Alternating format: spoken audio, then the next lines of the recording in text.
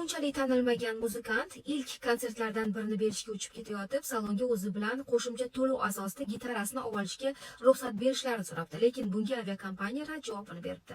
Manzilga yetib olgandan keyin oiladan qarab tursa, xodimlar tomonidan bepisandlarcha otilayotgan chemodanlar orasida o'zini gitarasini ko'rib qolibdi. Yuragini hovuchlab bagaj olgani borsa, qo'rqqani boshiga kelibdi va gitarasi tuzatib bo'lmaydigan darajada chil-parchin bo'lganini ko'ribdi.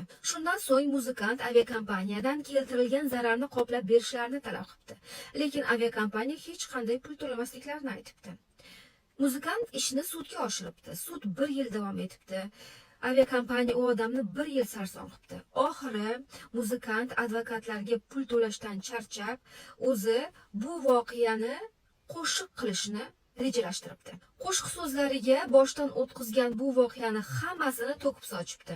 Oradan oz fursat o'tib o'tmay qo'shiqqa olingan klip YouTube'da eng ko'p prosmotr yiqqan kliplardan biriga aylanibdi va 22 million prosmotr yig'ibdi. Va tabiiyki bu voqea aviakompaniyani obro'siga jiddiygina putur yetkazibdi. Aviakompaniya aksiyalari 10% ga tushib ketibdi va bu voqea aviakompaniyaga 180 million dollar zarar keltiribdi. Aviakompaniya rahbariyati zudlik bilan muzikant bilan bog'lanib, uzr so'rabdi va klipni platformadan olib tashlashi uchun yaxshigina pul taklif qilibdi. Bu safar endi muzikant ularga rad javobini beribdi.